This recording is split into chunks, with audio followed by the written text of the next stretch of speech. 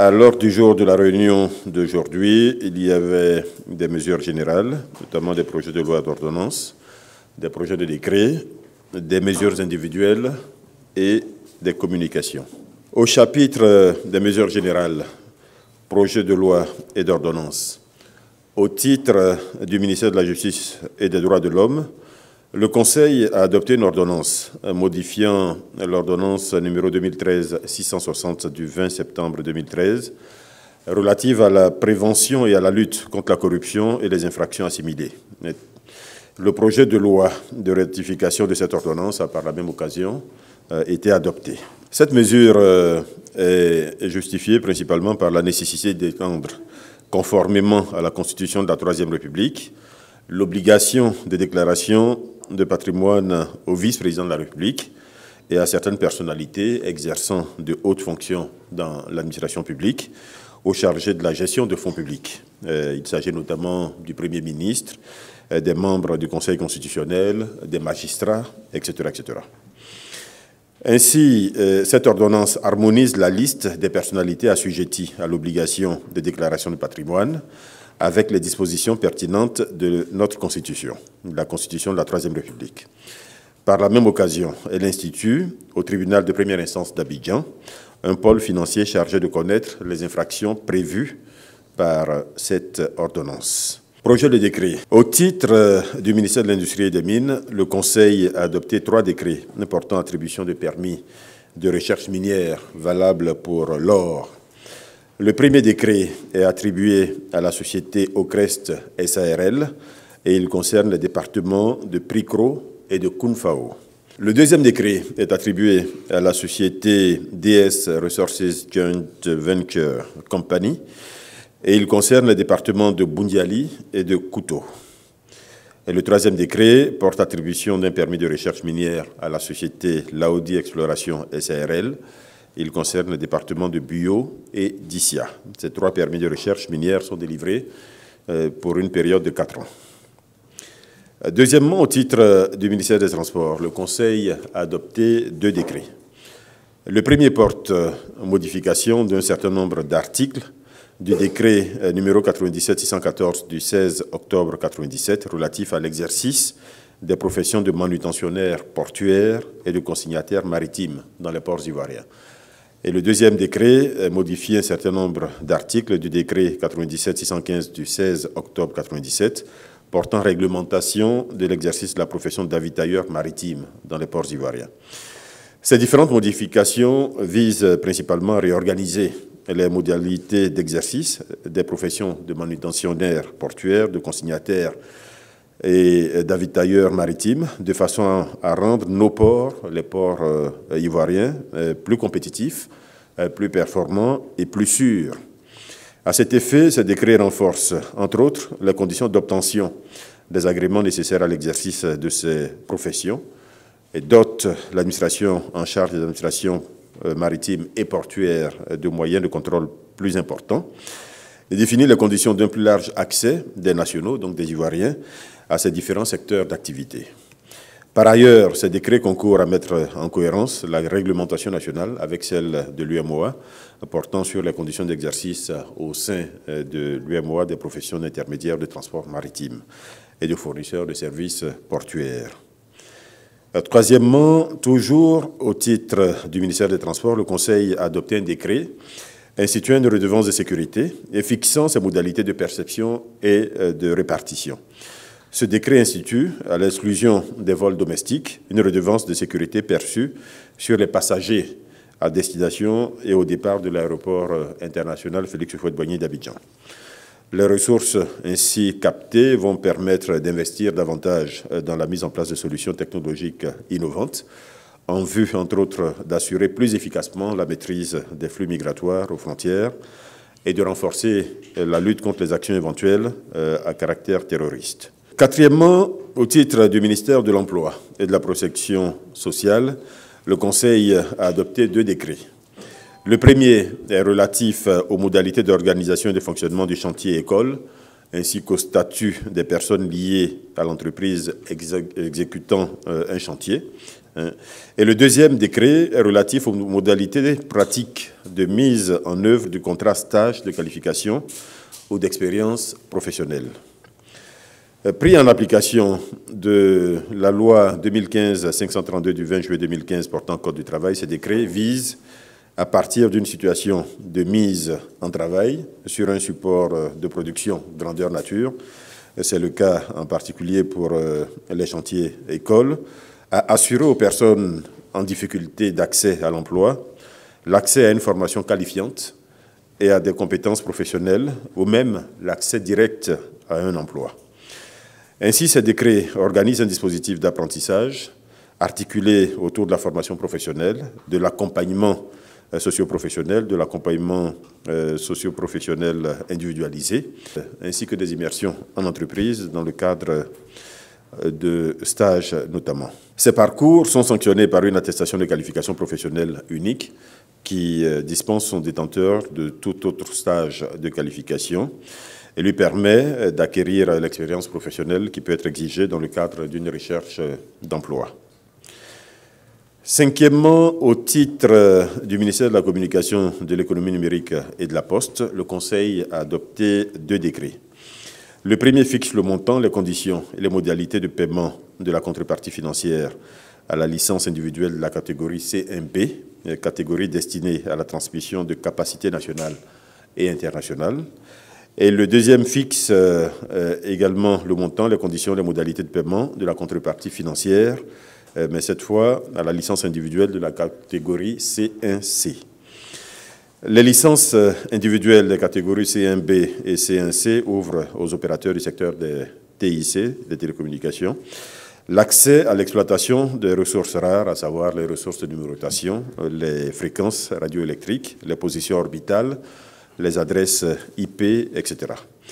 Ces décrets fixent le montant, les conditions et les modalités de paiement de la contrepartie financière attachée à l'exploitation de ces ressources. Ils permettront, in fine, l'ouverture et l'organisation d'une concurrence saine, plus forte dans les secteurs d'activité concernés, donc ceux de la transmission des capacités nationales et internationales et de la fourniture de services Internet. Nous passons au chapitre des mesures individuelles.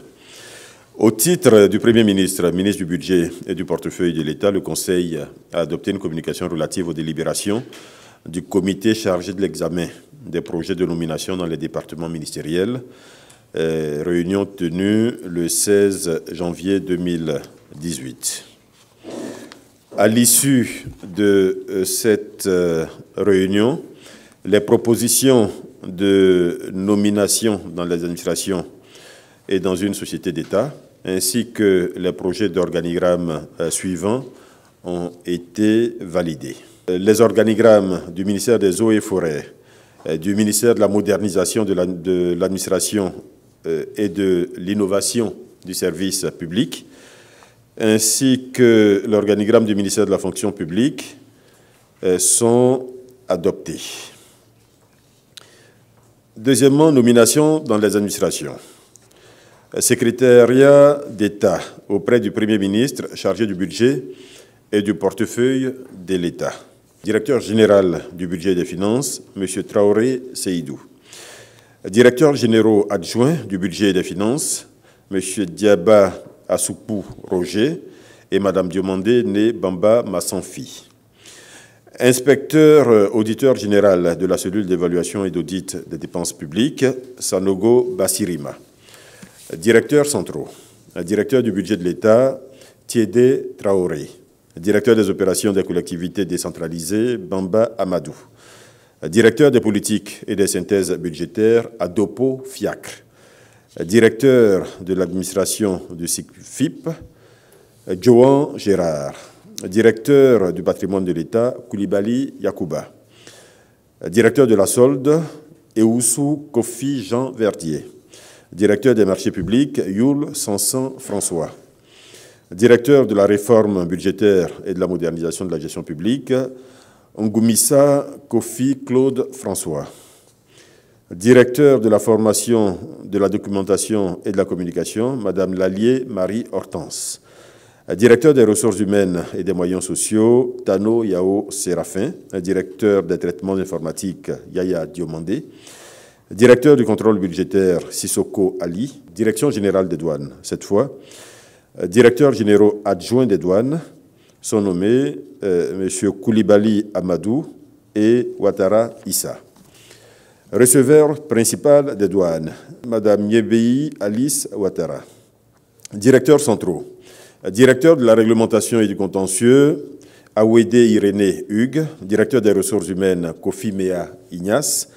Directeur de la communication, de la qualité et du partenariat avec le secteur privé, Mme Kwame Anne-Marie Olga. Directeur des moyens généraux, Touré Kinapara Raphaël. Directeur de l'analyse du risque, du renseignement et de la valeur, Ake Aboua Barthélémy Léopold. Directeur des enquêtes douanières, Meïté Yakouba. Directeur des services douaniers du port et des services spéciaux, Mme Bictogo, épouse Diomandé Ramatou. Directeur des régimes économiques, Sanogo Ousmane. Directeur des services aéroportuaires, Mme Kone, épouse d'Abi Fatoumata. Directeur de la formation et de la documentation, Koulibaly Karim. Directeur des systèmes d'information, Begré Gilles Thierry. Nomination dans les sociétés d'État, ministère de la Communication, de l'Économie numérique et de la Poste. Est nommé directeur général de la société d'État dénommée Société ivoirienne de télédiffusion, M. Yeo Adama Benoît. Nous passons au chapitre des communications. Les premières communications faites l'ont été au titre du ministère du Pétrole, de l'Énergie et du Développement des énergies renouvelables. Il s'agit donc de deux communications. La première est relative à la signature d'un protocole d'accord avec Dragon Oil plc pour l'évaluation du potentiel pétrolier et gazier du bloc offshore CI 24. Cet accord permettra de réaliser au profit de l'État les travaux de retraitement des données sismiques 2D et 3D existantes. Et il permettra également, à terme, de mettre à la disposition du gouvernement des données d'analyse cartographique, de stratigraphie séquentielle et sismique, ainsi que des données d'analyse des réserves résiduelles d'huile et de gaz naturel.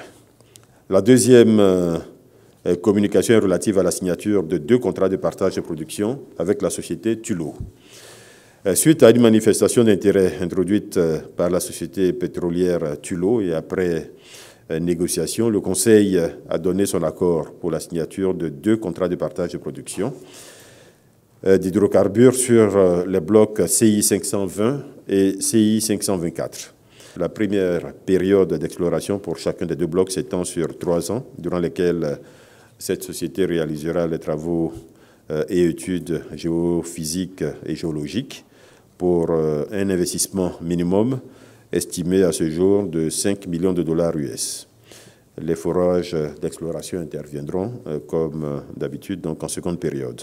Deuxièmement, au titre du ministère de la Construction, du Logement, de l'Assainissement et de l'Urbanisme, le Conseil a adopté une communication relative à l'accession de la Banque centrale des États de l'Afrique de l'Ouest, donc la BCAO, à la pleine propriété d'une parcelle de terrain d'une superficie de 30 hectares assise dans la zone administrative et politique de la commune de Yamoussoukro.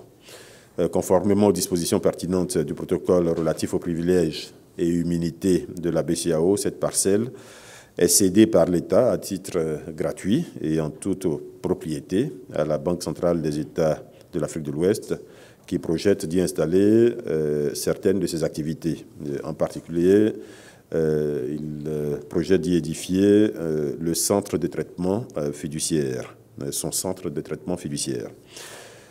Tout cela, je pense, contribue à urbaniser Yamoussoukro et à confirmer la volonté forte, je le rappelle, de l'État de Côte d'Ivoire de poursuivre le transfert de la capitale à Yamoussoukro. Troisièmement, au titre du ministère du Commerce, de l'Artisanat et de la promotion des PME, le Conseil a adopté une communication relative aux incendies enregistrés dernièrement sur les marchés d'Abangourou et de Yamoussoukro.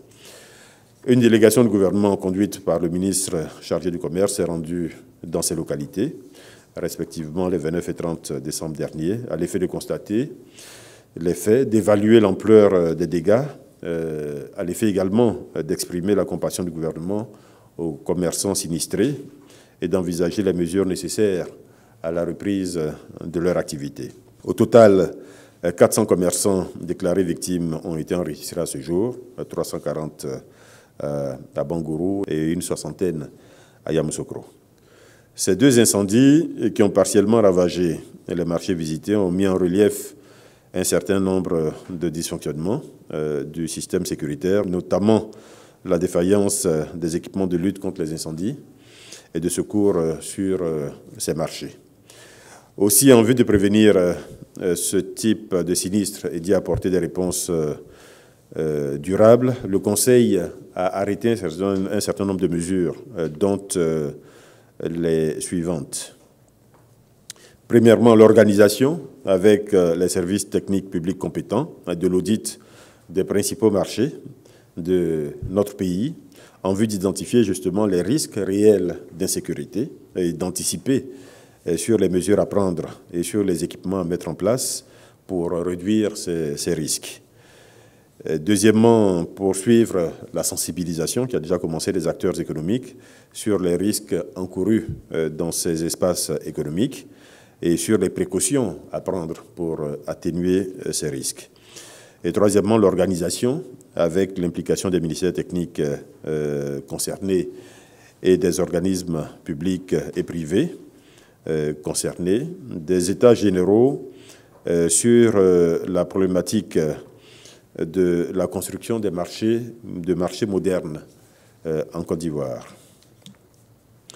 Quatrièmement, toujours au titre du ministère de la Construction, de l'Artisanat, de la Promotion des PME, le Conseil a adopté une communication relative à la mise en place d'une équipe d'experts pour le suivi du processus d'investigation et d'audition publique de la Commission du commerce international des États-Unis d'Amérique auprès du Congrès américain en vue de l'élaboration de nouvelles politiques de coopération avec l'Afrique. Dans le cadre des consultations engagées par l'administration américaine sur ses relations avec le continent africain, la Côte d'Ivoire a été sélectionnée avec 7 autres pays qui serviront de cas d'étude pour des investigations et auditions auprès du Congrès américain en vue de l'élaboration de cette nouvelle politique de coopération. Ce processus a pour objectif d'évaluer l'impact du partenariat que les États-Unis d'Amérique ont avec l'Afrique au sud du Sahara, en particulier à travers les dispositions contenues dans l'AGOA, donc l'African Growth and Opportunity Act. Aussi, le Conseil a donné son accord en vue de la participation de notre pays à ce processus et a instruit le ministre chargé du commerce et l'ensemble des ministres concernés, donc à l'effet de mettre en place dans les meilleurs délais une équipe d'experts ad hoc. Cette équipe aura pour mission de faciliter la mise à disposition des informations requises par cette enquête et elle aura également pour mission de représenter la Côte d'Ivoire lors des consultations, auditions, déclarations à faire pendant et après la période d'enquête et d'audition. Voilà, nous avons terminé la présentation des points traités ce matin en Conseil. Juste évoquer peut-être dans les le voyage qu'effectuera le président de la République le lundi 22 janvier au Libéria pour l'investiture du président de la République libérienne, M. George Weah. Le prochain Conseil des ministres le mercredi 24, donc semaine prochaine. On sera tous là, je l'espère. Et c'est important, l'information suivante, c'est les vœux à la presse qui n'avaient pas pu se tenir l'an dernier, donc qui auront lieu cette année avec le chef de l'État. Donc les vœux à la presse prévus le jeudi 25.